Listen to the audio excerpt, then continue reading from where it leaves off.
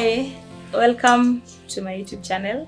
This is Masi Simiyu, welcoming you back to Almasi Guardians. So today I want to talk about the challenges that I've experienced along this journey for the shortest time that, or for the long time that I've been in this journey of taking care of a baby who is differently abled.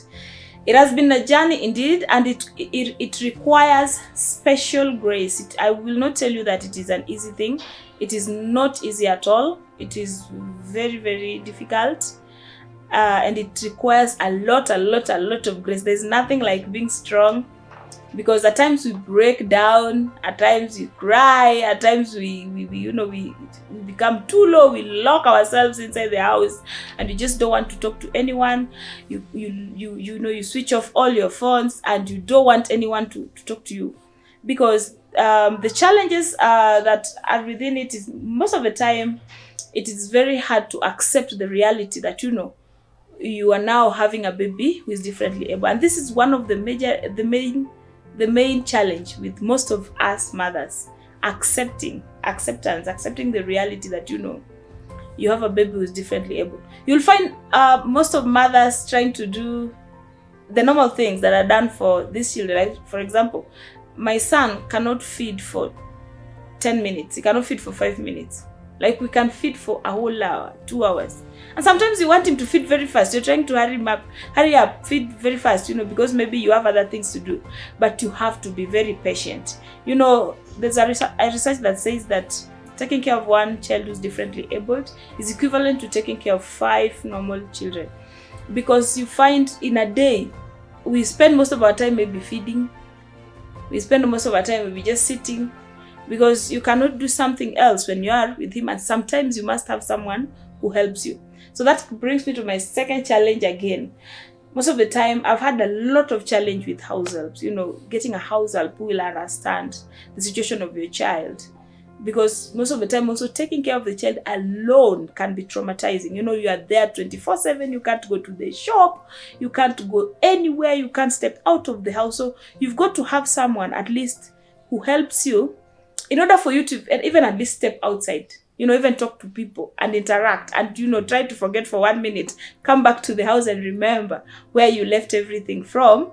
So getting a house help, getting someone who is very, very understanding has been a challenge, especially for me. I get someone, they stay for 3 months, they get tired, and I understand, because this child is not theirs, and the child is also very, very demanding. So you find if someone will come 3 months, they are tired, they go. Someone will come 2 months, they are tired, they go. So it is not very, very, very, very easy.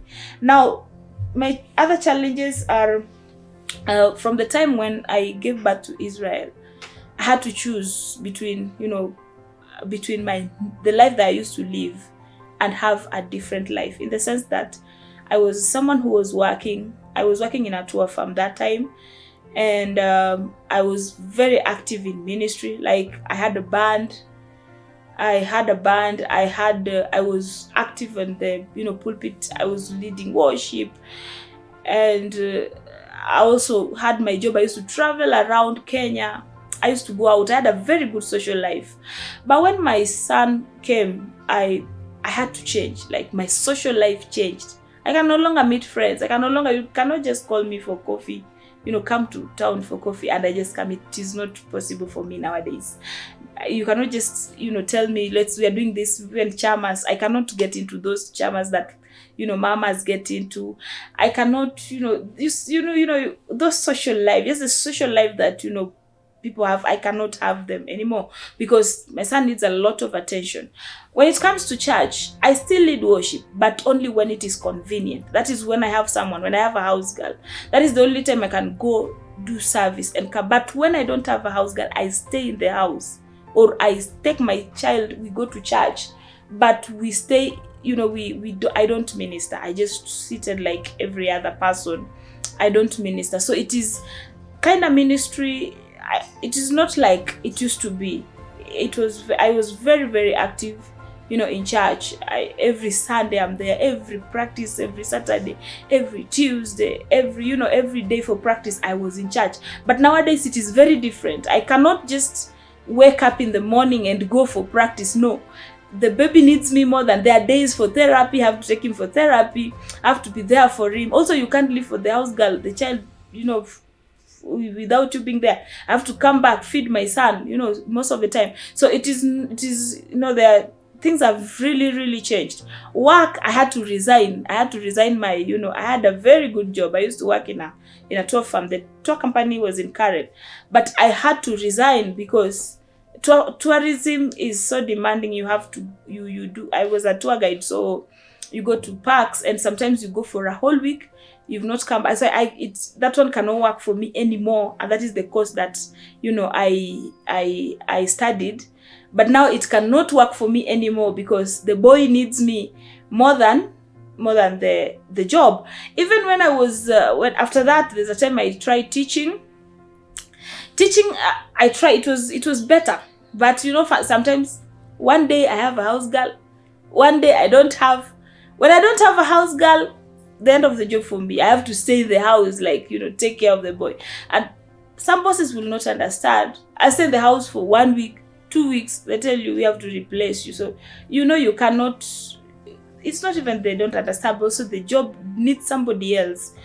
The parents will also be asking, where's this teacher? Every time she's absent. So it was also not working for me. So for me, it has been very difficult. I try my best to do, businesses. But I do when it is convenient. When I can't do, when I can't, I'm in the house with the boy. So it is, my life took a 180, my life changed completely. It was not the way I used to live. I had to adopt a whole new life because this baby needs me more than, other things need me. Also, the Bible says family is number one ministry. So I have to, be there for the boy, kabisa, for the siblings, for him, but him majorly because he needs a lot of attention. He's not independent yet. He can't talk. He can't walk, he can't sit, he can't eat by himself. So I have to, I have to be there for him. So that one was one of my, major challenge, and it is even a major challenge even up to now. Now, more challenges is with, explaining to people. Hey, that is another one. I don't like explaining myself. Like, you find someone and they start asking you, what's wrong with your son? Or just explaining myself, that my son, this is it. I don't like explaining it. Sometimes it brings the reality to you, and sometimes you even get emotional about it because now I don't like explaining myself. You just look at the boy, just know he's differently able. Stop asking questions. I know you want to know more, but it's not easy, going through it and starting to explaining to you that, this is what it is. It is not an easy thing as such. Explaining that, this boy cannot walk, this boy cannot sit, this boy cannot eat on his own. It is not an easy thing. That is one of the major challenges. You meet people, they begin to ask you, how is he differently able? You start to say, you tell someone it is cerebral palsy. What is cerebral palsy? You explain what cerebral palsy is. I don't understand. You have to explain further. How?